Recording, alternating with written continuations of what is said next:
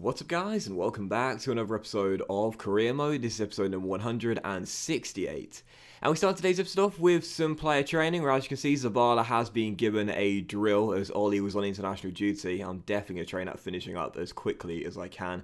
And I also see that Alves has had some interest from Juventus as well. That's the Brazilian holding midfielder I showed you guys in the last episode. We missed out on him on transfer deadline day as we couldn't raise the funds on time. And I'll tell you this right now, if he leaves for the January transfer window, that means we won't be able to get him next season. And he's already my #1 target for next season. This is how obsessed I am with this career mode save. I'm already planning my transfer targets a season before I actually plan to sign them. It's crazy. But also we had some bids here for a few of our fringe players. Mochawari, Hertner, and also Zamburak as well. These are the players I couldn't sell in the summer transfer window. They're fringe players with very little potential. A couple of them have their deals that come the end of the year, and I'm looking to sell them and get them out of the club as soon as possible. Still for the first of 3 games in today's episode, we travel away from home to the Mercedes-Benz Arena to take on Stuttgart for match day 4 in the Bundesliga, where so far we've had 1 win, 1 draw and 1 defeat to begin our league campaign off with Bayer Leverkusen. But the real story of this afternoon's game was going to be that man right there. Ivan Toney was going to make his debut for Bayer Leverkusen, coming off the broken toe he suffered during the World Cup with England. Haven't seen him since. He's still got the plaster next to his name, so there is a risk we could hamper his injury, but I felt as though we needed a shocker to start as soon as possible, and thus I was willing to take the risk. So taking on Stuttgart, who by the way will be a great team to do a career mode with in this year's FIFA, with a real stadium, some nice kits, and in the Bundesliga too is always fun. But taking on Stuttgart, first chance fell to that man Toney, but he couldn't score it. Jordan Torunariga, former teammate of Sheffield United, was putting him off a little bit there as he refused to let him go. Toney did get a shot away, but a good stop by the goalkeeper kept it at 0-0 after a nice little build-up. Sadly, could not result in a goal, but we had looked a better team in the first half, and in the second half here,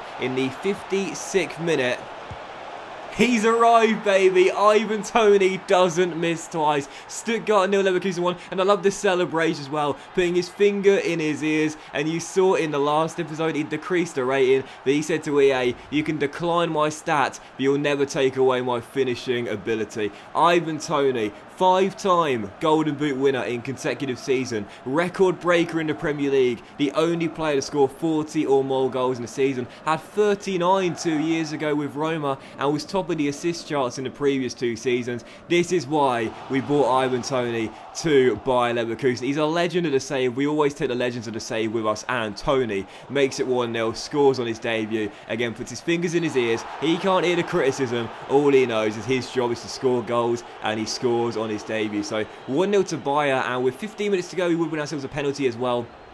Federico Chiesa tried to dink the ball over his man there, gets tripped up, certain penalty. Kai Havertz has been taken off, so Toney takes a spot kick and bang! Kai Havertz missed one in the matchday 3 clash at home to Hoffenheim. He'd been subbed off at this point, so Toney takes the responsibility and just blasts it. So much power, makes it 2-0, and a great chance for his hat-trick fell in the 84th minute. Shaw gives it to him, but the shot was blocked by Torunariga. God damn it, Jordan, our former player at Sheffield United, prevented what would have been the icing on the cake. Ollie Shaw assisting Ivan Toney's hat-trick on his debut. That would have been amazing. Sadly, Jordan says, no way, man, I'm not letting that happen, and the game finishes there. So final score, Stuttgart 0, Leverkusen 2, but Toney, man of the match on his debut, with a brace on his debut, and really, was it ever in doubt? You know, I've said this before, but people put too much emphasis on player ratings on FIFA. I mean, you know, I don't believe they should be hidden.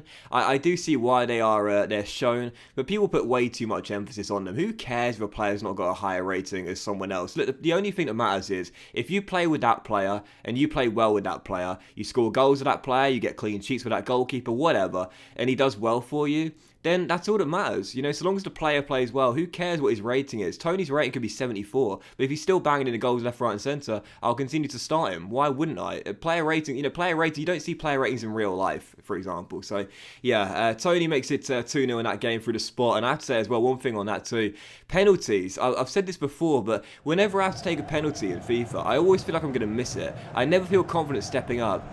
unless it's Toney. If Toney's put the ball down and he's standing up from 12 yards, I feel I'll score. Anyone else, I feel like I'll miss. That's just how much confidence I have in the shocker. I've said it before and I'll say it again. He is, without question, my best goal scorer in any career mode I've ever had, ever.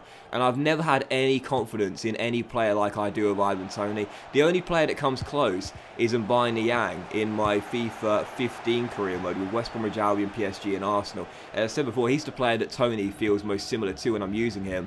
Toney, though, I would say I feel a bit more confident using him than Yang. Every time I go to shoot with Toney, I expect it to find the back of the net. So 2-0 the final score. Great to return to winning ways in the Bundesliga after none in our last two. And for our second of 3 games in today's episode, it was time for our first European game with Leverkusen in the Champions League group opener, where, as we would take on Dynamo Kiev away in Ukraine, we started the game off really strongly, couldn't break the deadlock, but right before the break, our best player in the first half got his first goal for the club. It was Tim Raum, who turned in this rebound after the ball hit the post, but actually, it went down as an own goal. I didn't notice it initially, but it wasn't Raum's goal. I thought he put the ball into the back of the net himself, but instead it was taken off him at the last second and it went down as an own goal. He would have scored anyway, but either way, it goes down as an own goal. He can't claim it as it's 1-0 to Bayern heading into the break, but no debut goal for Timmy. But he was in the mood tonight. We've seen since the season began, he's looked really impressive in a couple of our games, and in this one, he was looking absolutely on fire. Hit the post there as we were still leading by just a goal to nil, and then the 68th minute once again going for goal. He was taking all our shots,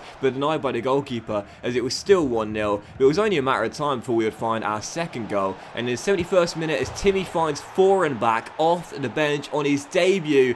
Oh, this was so cool. I tweeted about this yesterday for those that follow me on Twitter, but back receives the ball from Tim, shoots the ball for a tight angle, it clips the far post and goes in for a goal on his debut, but he jumped over the advertising hoardings, and I thought that was so cool. I've never seen that before. I mean, obviously I've done some advertising hoarding celebrations when the players run towards it and they celebrate either on top of it or next to it, but I've never seen a player jump over the advertising hoardings and go and celebrate with the fans behind the running track. I've never seen that before. Someone did point out, and thank you for this, that if there's a running track or an Olympic running track, if you will, then that's what will make the players jump over the hoardings. If there's not one, they won't jump over it. Makes sense, so I appreciate you giving me the understanding, the explanation there. But yeah, I'd never seen that before. It was so cool. But anyway, back made it 2-0. Lovely goal. What a strike it was on his debut. And since coming off the bench at half-time as well, he looked really impressive. So he and Timmy, two of our new German wingers, can drink the champagne together come the end of the game. We win on match day 1 the Champions League group stage, and as I said before when the groups were drawn in the last episode here,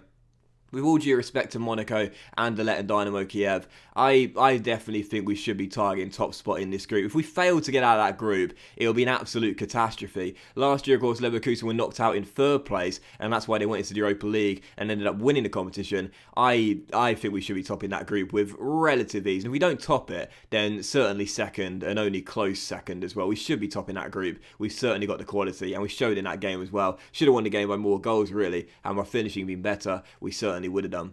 Still, for the third and final game of today's episode, back to the Bayer Arena and back to matters in the Bundesliga as we take on Borussia Mönchengladbach here. And it's going to be a really interesting game as well, with Mönchengladbach having a young Croatian midfielder called Kalinic in their midfield. And this guy I've been scouting for the past 3 years. He might well be a future signing in this Bayer Leverkusen side. The only downside to his game is that he's got a 1-star weak foot. But taking him on here, they had Jack Butland starting in goal for this game, and 9 minutes in we put the ball past him through Kai Havertz, the captain, scoring his first goal this season. Really pleased to see that. Last time we were here at the Bundesliga, he missed a penalty that won us the game. Great to see him respond here and get off the mark for the first time this season, and 5 minutes later we would double our lead, and it was that man once again. It doesn't take him long to get started, does it? I think he waited until match day 3 or match day 4 in the last season with Atletico in La Liga, but this season in his first game he scores a brace, and his second game, 14 minutes into it, he gets his 3rd goal of the season.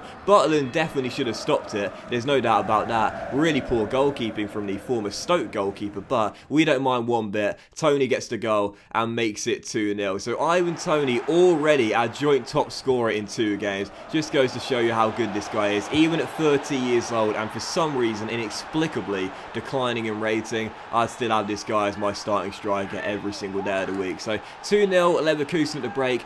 Gladbach would get a goal back in the second half, and it was a young youth strike here that got the goal as well. Whenever a youth player scores against me, I always scout them directly after the game, so rest assured I put a scout on him straight away there, as it was a great finish too, latching onto a through ball and putting it through the legs of Lunin to make it 2-1. Borussia Mönchengladbach back in the game, but really we should have been home and dry by that point. I mean, the amount of shots we had in this game was absolutely ludicrous. I kept on creating chances and opening up the opposition, but I just couldn't seem to find that third goal to wrap the points up. Ollie Shaw here went close for his first Bundesliga goal, denied by a fabulous save by Butland, as it was still 2-1, but that was how the game would finish in the end. We didn't need a third goal after all. Would have made things a little bit more comfortable for me, but we get the win. That's the most important thing, as we grind out the victory by 2-1. And after a tough start to life in the Bundesliga, it's back-to-back wins for the first time in the league for Leverkusen, and 3 on the bounce in all competitions. Hopefully, after a little bit of a rocky start, we've found some form and will maintain this between now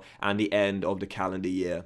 But that was today's episode of Career Mode, guys. A big thank you for watching. If you have enjoyed it, and if you did enjoy today's episode, then please do drop a like. Much love to you all. Have a fantastic day, and I'll see you for the next episode of Career Mode featuring RB Leipzig and Monaco very soon.